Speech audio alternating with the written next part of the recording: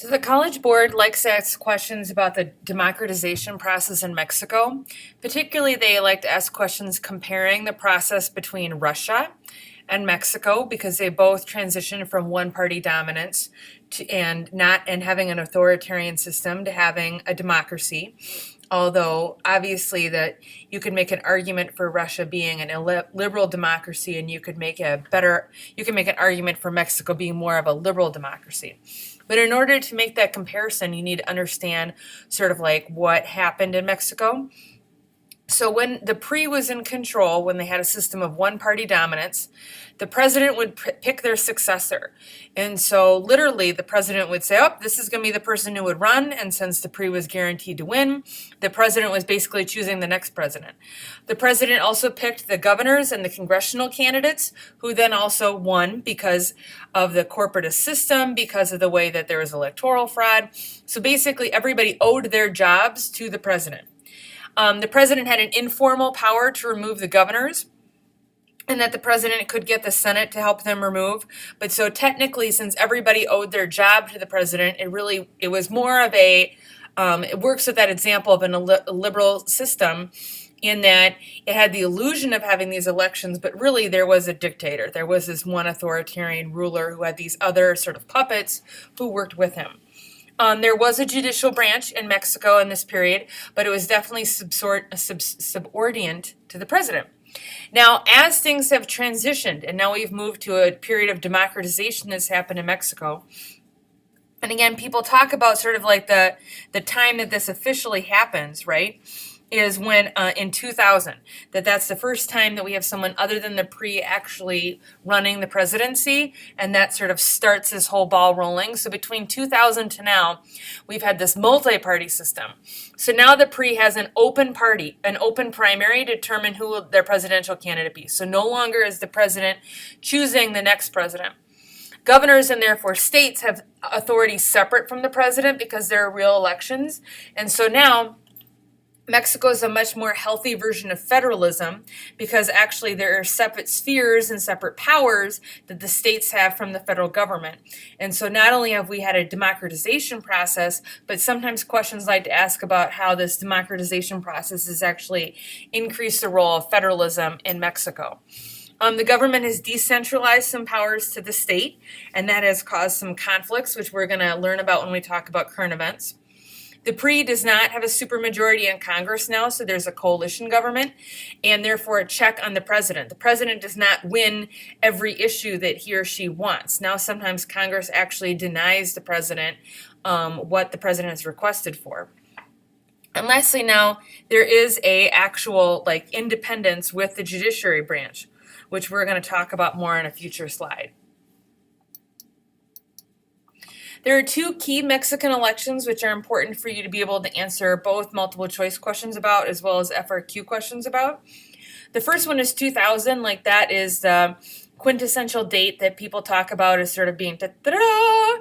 This is the time when it looks official, like Mexico is moving in this democratization process, because it's the first time an opposition candidate wins the presidency. It's important to know that was Vicente Fox of the PAN.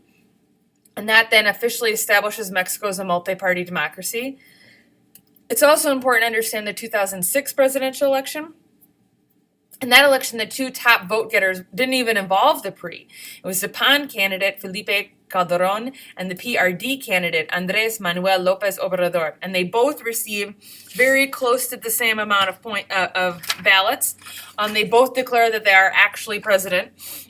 In the end, Felipe Calderon becomes the actual president, but that was a very contested election. But the fact that it did not erupt into civil war, many people use as an example of how Mexico is, a successful democracy. But the second reading that's on Moodle talks more about that presidential election in more detail. And it would be important to read that so you can have those types of arguments about that presidential election up your sleeve for free response. It's important to understand Mexican political culture is different than some of the other countries that we have talked about. First of all, Mexican political culture, people are patriotic in Mexico. They have a strong national identity. They think of themselves as Mexicans as opposed to as Chiapans or Guerrerans or different states. But they have a strong sense of national identity. They have a lot of pride in their mestizo heritage, that people have come from this blended background.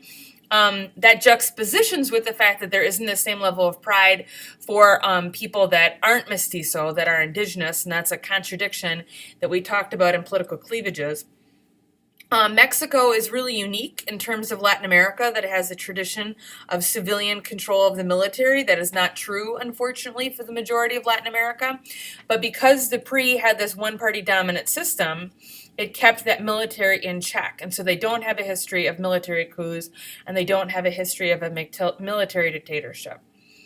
Almost all the AP textbooks talk about the fact that, like, Mexican culture is always sort of in the shadow of the United States, that they are very influenced culturally by the United States. They're very influenced politically by the United States. Our economies are totally intertwined. Most Mexicans have been to the United States. Most Mexican families have one or two family members in the United States who are working and sending back money. That term is remittances.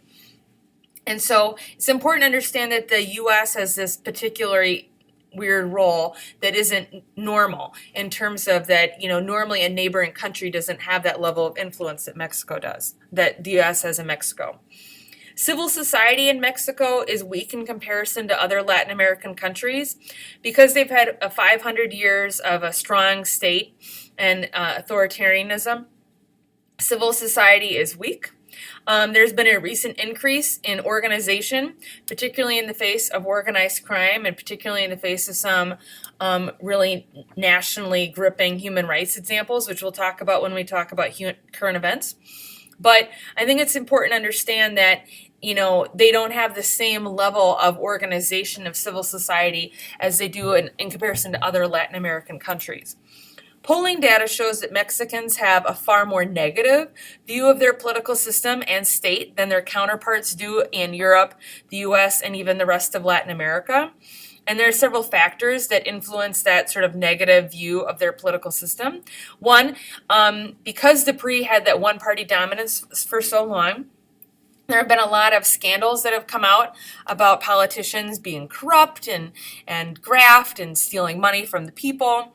The Chiapas uprising, which was started by the EZLN, the Zapatista army in 1994, has really sort of brought to the front some of the problems faced by indigenous people in Mexico. There have been multiple economic crises that have been augmented by NAFTA and free trade policies. There's this bloody drug war, which has really made the situation in Mexico quite dangerous. There are significant portions of the country that I used to travel in that I wouldn't travel in now because of the type of violence they were talking about. And then lastly, the disputed 2006 presidential elections left a lot of people with sort of a bitter taste in their mouth. Mexico has a three-branch system. In some ways, it's very similar to the United States in that they have a president, a national Supreme Court of Justice, and a bicameral legislature. But obviously, there's some differences as well. The president serves a 6-year term. It's called the sexenio. Whereas obviously in the United States, the president serves a 4-year term. They have a bicameral legislature. Their lower house is called the Chamber of Deputies. Their upper house is called the Senate. They have a chief judicial body where the justices are appointed by the president. That's similar to the United States. But then they're confirmed by a 2/3 vote of the Senate, which is similar to the United States too. But then they have a 15-year term. So they do not have lifetime appointments like in the United States. Now they can determine the constitutionality of legislation. They have powers of judicial review that they didn't used to have, but they need a request of a third of the lower house in order to do that. So if a third of the lower house, the Chamber of Deputies, says to the National Supreme Court of Justice, hey, we like your input, is this law constitutional? They can look at it and consider it, but they can only strike it down if 8 out of 11 justices agree.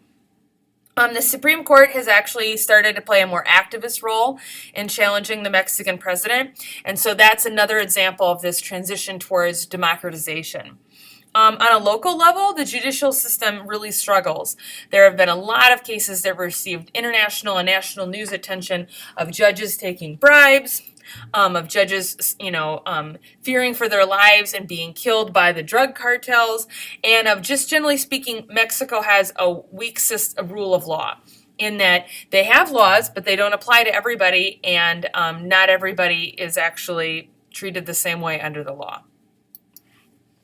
It's important to understand the electoral process that is used in Mexico.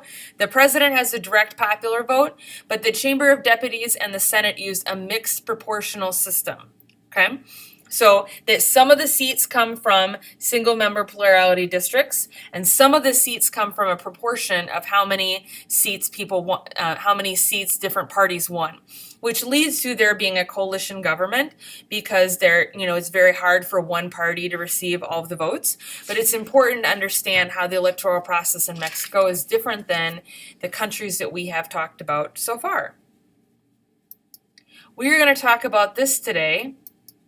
But I wanted to make sure that you identified that these terms are unique to looking at the Mexican case study.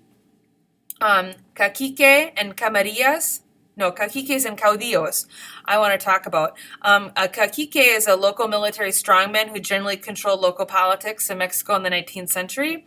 And caudillos were national military strongmen who dominated Mexican politics in the same time. So they're similar terms.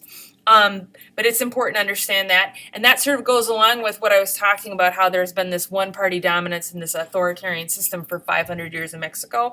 Not all of that was under the PRI. And so it's important to understand how there's sort of this tradition of authoritarianism that Mexico is breaking with. Camarillas are vast informal networks of personal loyalty that operate as powerful political cliques in Mexico. When people talk about the Mexican case study, they always talk about corporatists and corporatism. So corporatism or corporatist system is a system of interest representation in which the government allows certain groups privileged access to the policy-making decisions in exchange for loyalty.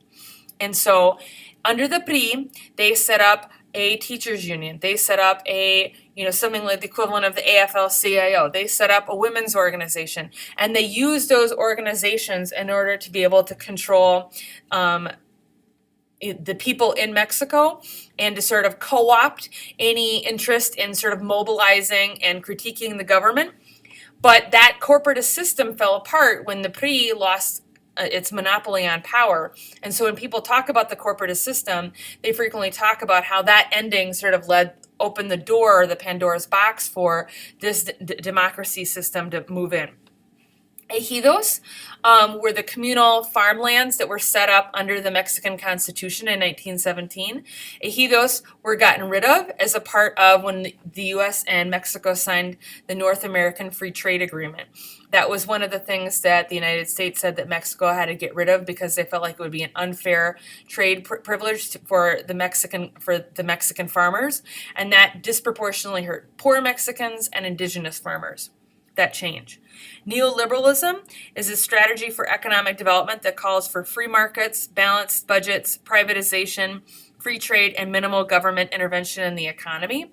And so neoliberalism, it's important to note, is one of the economic policies of the PRI that was sort of like the last straw, that when they moved away from having their corporatist model and started implementing these neoliberal policies, your average Juana in Mexico was hurt economically, and they were no longer receiving any incentives to support the PRI, and that leads towards this democratization.